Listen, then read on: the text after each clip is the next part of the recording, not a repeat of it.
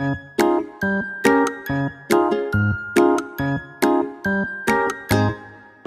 dear viewers, in this video we are yet to see a legal maxim actus non facit reum nisi mens sit rea.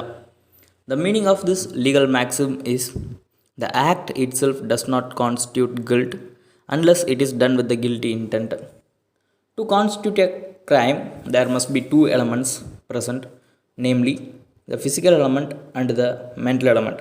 Yeah, the physical element is called actus reus and the mental element is called mens rea. To constitute a crime, the act or an action must accompany intention. That is, the physical element must accompanied by the mental element. Now, let us divide the maxim into different parts and see the meaning of each words.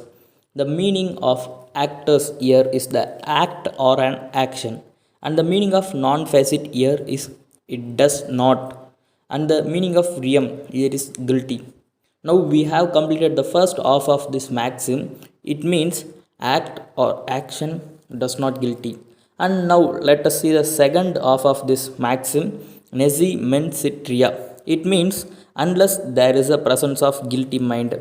Now let us combine the meanings of this words, separated words.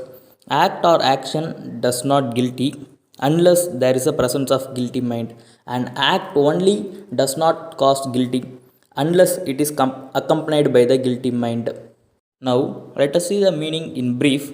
The guilty act alone cannot be made punishable and must be complemented with the guilty mind. And if the guilty mind is not present, the act cannot be punishable and it would not constitute an offense. In such cases, the wrongdoer cannot be convicted, and however, strict liability is an exception to this maxim, and unsound mind and minor is also exception to this maxim.